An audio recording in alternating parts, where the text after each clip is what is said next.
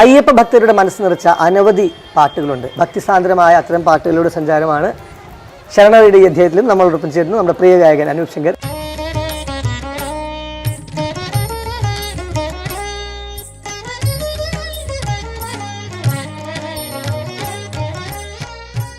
അനൂപ്ജി നമസ്കാരം. നമസ്കാരം.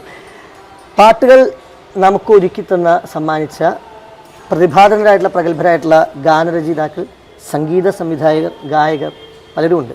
അതിൽ ഏറ്റവും ആദ്യം പറയുന്നത് ദാസേട്ടനെ കുറിച്ചാണ്.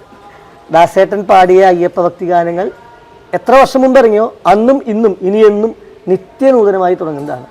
അപ്പോൾ ദാസേട്ടൻ്റെ ആ ഒരു അയ്യപ്പ ഭക്തി ഗാന ആലാപനത്തെക്കുറിച്ച്, അത് നൽകുന്നൊരു അനുഭൂതിയെക്കുറിച്ച് എങ്ങനെയാണ് അനുഭൂതി പറയുന്നത്?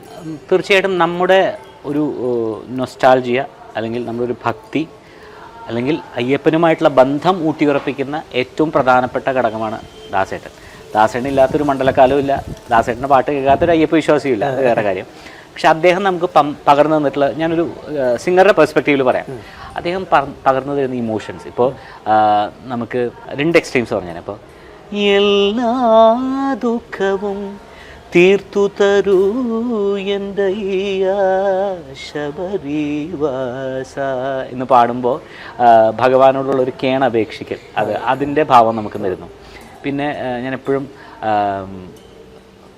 നമ്മളൊരു വിദ്യാർത്ഥിയായി അദ്ദേഹത്തെ ഒബ്സർവ് ചെയ്യുമ്പോൾ, അല്ലെങ്കിൽ ഇത് സൃഷ്ടിച്ച ദാസേട്ടനോടൊപ്പം പറയേണ്ട മറ്റൊരു പേരാണ് ബിച്ചു തിരുമലയുടെ. ഇപ്പോൾ ഈ പാട്ടിനൊരു കൺസ്ട്രക്റ്റ്, അതായത് ഇതിൻ്റെ മ്യൂസിക്കൽ സൈഡ് പറയാണ്, അതിൻ്റെ ഭക്തിരസം മാറ്റി വെച്ചിട്ട് അതിൻ്റെ ആ പാട്ട് എങ്ങനെ അവർ നിർമ്മിച്ചിരിക്കുന്നു എന്നുള്ളൊരു ചിന്ത. അതുപോലെ ഈ ഗാനം എപ്പോഴും എന്താ പറയുക, ഒരു എക്സാമ്പിളായിട്ടാണ് ഒരു പാട്ട് എങ്ങനെ സംഗീതപരമായും സാഹിത്യപരമായും ആലാപനപരമായും മൂന്ന് രീതിയിൽ എങ്ങനെ ഇൻ്റർപ്രറ്റ് ചെയ്യാന്നുള്ളൊരു ഒബ്സർവേഷൻ ഉണ്ട്.